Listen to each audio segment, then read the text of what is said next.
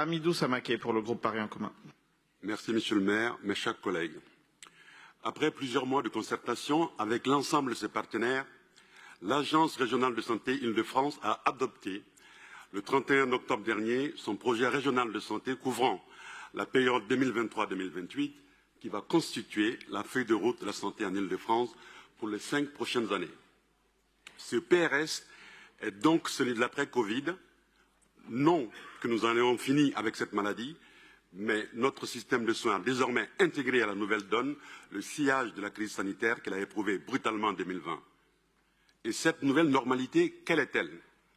Le diagnostic diffère peu des précédents. Un état de santé moyen plutôt au-dessus de la moyenne nationale, mais quelques spécificités défavorables perdurent en Île-de-France en santé périnatale, en santé mentale et s'agissant de la très grande exclusion.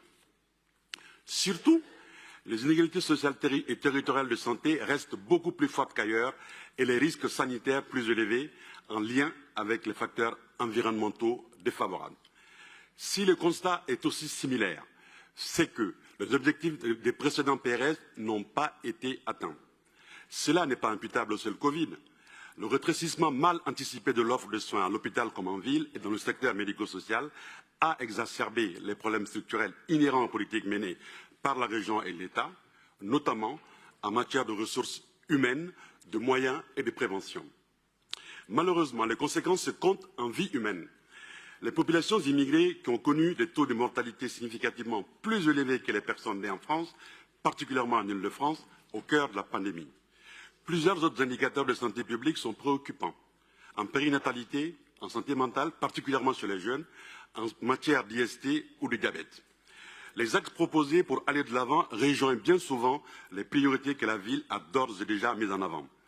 Nous saluons en particulier le fait que les enjeux des veilles sanitaires, de repérage des phénomènes émergents et de protection des populations soient désormais clairement posés au cœur des axes stratégiques. D'autres aspects auraient mérité plus de précision, notamment s'agissant des modalités d'allocation des ressources qui restent très schématiques. La réduction des inégalités sociales et territoriales de santé, au-delà des pistes esquissées, reste insuffisamment développée.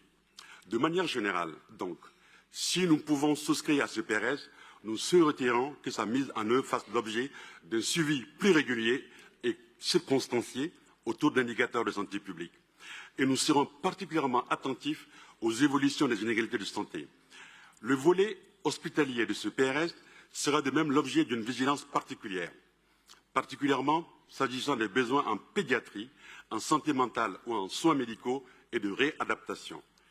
Nous veillerons aussi à ce que le déficit capacitaire déjà pointé par le tribunal administratif et la cour administrative d'appel s'agissant du projet hospitalo-universitaire Grand Paris Nord ne laisse pas les habitants au nord de Paris et qu'il soit donc revu.